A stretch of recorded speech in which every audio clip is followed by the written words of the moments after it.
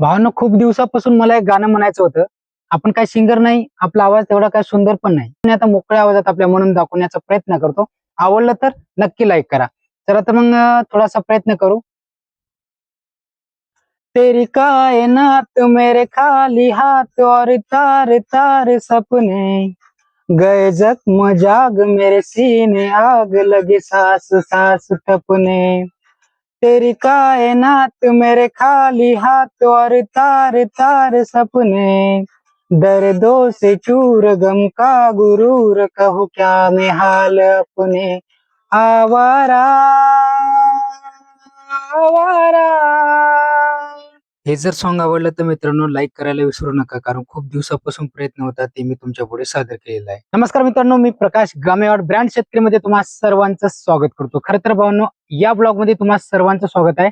आणि आता आपल्याला जायचं आहे हादगावमध्ये, आणि हादगावमध्ये गेल्याच्या नंतर तिथं बँकेमध्ये थोडंसं काम आहे, आणि बँक मध्ये काम केल्याच्या नंतर आपण परत गावाकडे वापस येणार आहोत.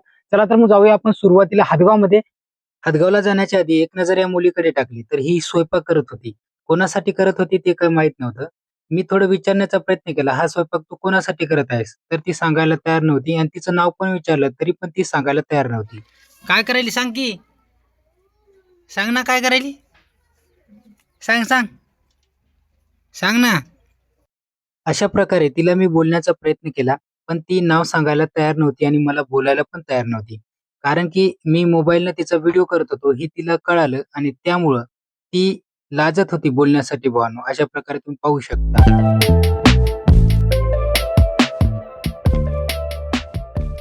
ती काय मला बोलायला तयार नव्हती, म्हणून मी भावांनो लागलो आपल्या कामाला. आपली गाडी कशी चकाचक दिसली पाहिजे याकडे आपला प्रयत्न होता. कारण आपल्याला कोणी बघू की न बघू, पण आपल्या गाडीला बघितलं पाहिजे. बात तो सही है. म्हणून मी गाडी चकाचक करण्यात मग्न होतो. अशा प्रकारे तुम्ही पाहू शकता. त्यानंतर गाडी चकाचक झाल्यानंतर मी गाडीची किक मारली. अशा प्रकारे तुम्ही पाहू शकता, गाडी एका किकमध्ये गाडी सनकन अशी चालू झाली, आणि मी निघालो हदगावच्या दिशेने.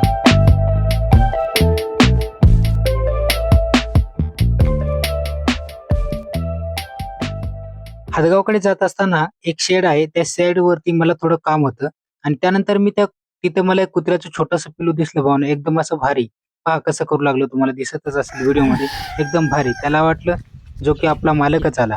त्यानंतर मी पाहिलं भावना, एकदम असं नारळाचं झाड एकदम भारी दिसू लागलं, हिरवंगार. थोडासा शूट केला. शेडवरती आपलं जे काम होतं ते काम मी लवकर आटपण्याचा प्रयत्न केला, आणि काम आटपल्यानंतर मी निघालो आपल्या दिशेने. गाडीवर बसलो.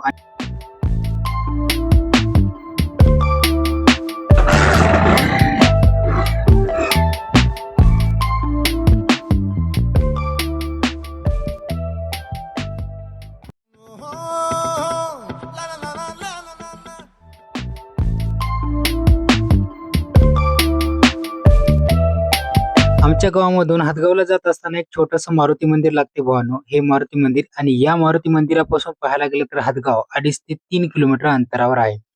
अरे बापरे! समोर एवढी वानेरं दिसली भावांनो, पाहू शकता तुम्ही. मी वानेरापासून गाडी जोरात नेत असताना आमची गाडी अचानकपणे त्या वानेराला पाहून बंद पडली, आणि तिथं वानेर असं अंगावरती धाव-धाव येऊ लागला. अरे बापरे! असं वानेर पाहून आमचा कॅमेरामॅन पळू लागला.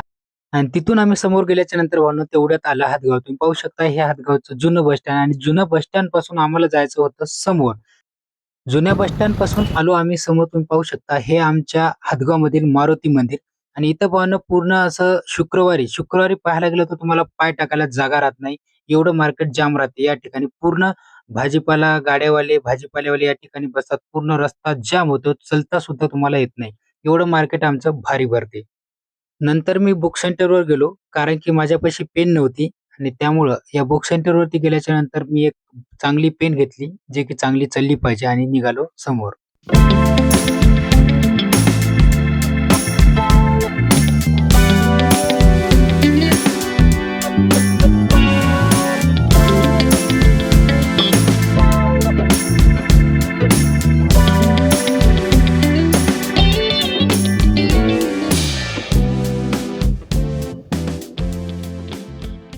बँकेमध्ये थोडंसं काम होतं. बँकेतलं काम पूर्ण करून आलो, आणि त्यानंतर मला लागली होती भूक. भूक लागल्यानंतर काय, एकदम असं भारी भावनो गरम-गरम पपडी काढली होती या ठिकाणी तुम्ही पाहू शकता, आणि गरम-गरम खिचडी पण होती. मामाला म्हणलो, "मामा एक खिचडी द्या" म्हणलो. मामा म्हणले, "थांब" म्हणले, "थोडंसं गरम खिचडी घेऊन जा" म्हणले. तेवढ्यामध्ये थांबलो भावांनो. आणि त्यानंतर 5-10 मिनिटानंतर गरम गरम खिचडी, 2 खिचडी पॅक केली आणि 1 पपडी पॅक केली, जे की मेवण्याला पपडी फार आवडते म्हणून. आणि त्यानंतर तुम्हाला वाटत असेल भावांनो, की या ठिकाणी खिचडी आणि पपडी मी इथंच खायला पाहिजे. हे पॅक घेऊन कुठं चाललंय बाबा, असं तुम्हाला वाटत असेल, तर मित्राचा फोन आला होता. त्यामुळं मी खिचडी आणि पपडी घेऊन मित्राकडे जेवण्यासाठी जाऊ लागलो.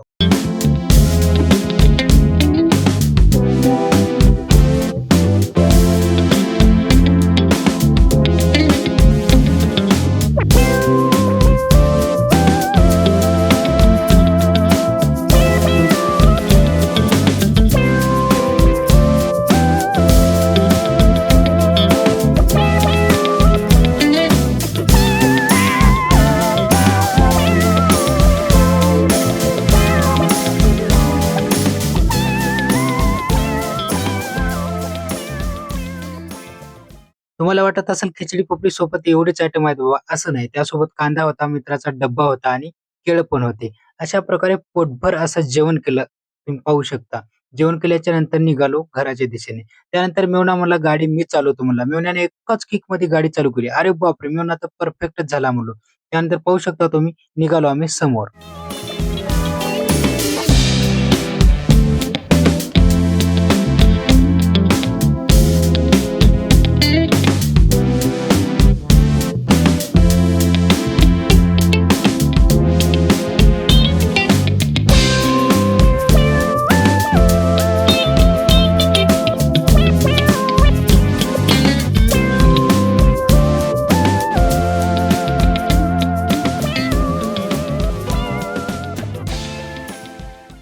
गावच्या दिशेने जात असताना बोराचं झाड दिसलं आणि मेवण्यानं लाकूड घेतलं आणि एका झपक्यात 5 बोरं खाली पाडतो म्हणला.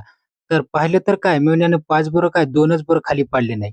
मग काय झालं, मेवणा म्हणला, "परत थांब" म्हणला, "आता दुसरा झपका हाणतो" म्हणला, "अजून 5 बोरं पाडतो" म्हणला. मेवण्याला राग आला की हो.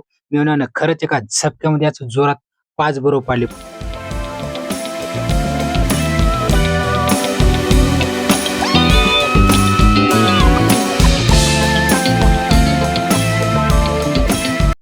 अशा प्रकारे बोरं होते भाऊनो, एकदम चांगली लागू लागली. त्यानंतर निघालो आम्ही समोर.